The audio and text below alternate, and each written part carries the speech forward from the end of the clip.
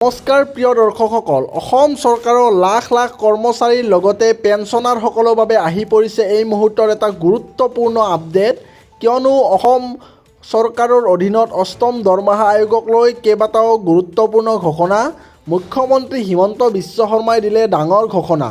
নৱবৰ্ষৰ পহিলা দিনটোতে অসম চৰকাৰৰ চাকৰিয়াললৈ মুখ্যমন্ত্ৰীৰ বৃহৎ উপহাৰ। নৱবৰ্ষৰ প্ৰথম দিনটোত কইনা ধৰাত মুখ্যমন্ত্ৰী হিমন্ত বিশ্ব শৰ্মাৰ নতুন দিনৰ আলাপ নামৰ অনুষ্ঠানটোত মুখ্যমন্ত্ৰীয়ে কৰ্মচাৰীসকলৰ বাবে ঘোষণা কৰিলে এটা গুৰুত্বপূৰ্ণ বিষয়। নৱবৰ্ষৰ প্ৰথম দিনটোতে কইনা ধৰাত মুখ্যমন্ত্ৰী ডক্টৰ হিমন্ত বিশ্ব শৰ্মাৰ নতুন দিনৰ আলাপ। এই অনুষ্ঠানটোত মুখ্যমন্ত্ৰীয়ে কৰ্মচাৰীসকলৰ বাবেও কেইবাটাও গুৰুত্বপূৰ্ণ ঘোষণা কৰা দেখিবলৈ পোৱা গৈছে। ছাত্ৰ ছাত্ৰীৰ পৰা মহিলালৈ সকলো লোককে নতুন বছৰৰ পহিলা দিনটোত বহু সুখবৰ দিলে মুখ্যমন্ত্ৰীয়ে। অৰুণোদয় আঁচনিৰ পৰা বাবু আঁচনিলৈকে মুখ্যমন্ত্ৰীয়ে কেইবাটাও ডাঙৰ ঘোষণা কৰিছে। আৰু তাৰ সমান্তৰালভাৱে অষ্টম দৰমহা আয়োগ সন্দৰ্ভত মুখ্যমন্ত্ৰীৰ ডাঙৰ ঘোষণা। কেন্দ্ৰীয় চৰকাৰৰ সমান্তৰালকৈ অসম চৰকাৰেও গঠন কৰিব অষ্টম দৰমহা আয়োগ।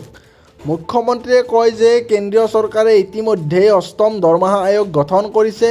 ভাৰতৰ আন কোনো ৰাজ্যই এতিয়ালৈকে ৰাজ্যিক পৰ্যায়ত দৰমহা আয়োগ গঠন কৰা নাই। অসমৰ প্ৰাক্তন অতিৰিক্ত মুখ্য সচিব সুভাষ দাসৰ অধ্যক্ষতাত অসম দৰমহা আয়োগ গঠন কৰা হ'ব।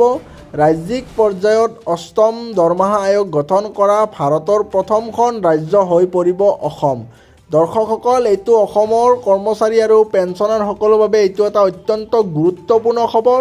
কিয়নো অসমৰ কৰ্মচাৰীসকলৰ বাবে এইটো এটা বৃহৎ সুখবৰ যে ভাৰতৰ অন্য ৰাজ্যবিলাকৰ তুলনাত অসমেই হ'ব প্ৰথমখন ৰাজ্য যিয়ে কেন্দ্ৰীয় চৰকাৰৰ সমান্তৰালভাৱে অষ্টম দৰমহা আয়োগ গঠনৰ কথা ঘোষণা কৰিছে।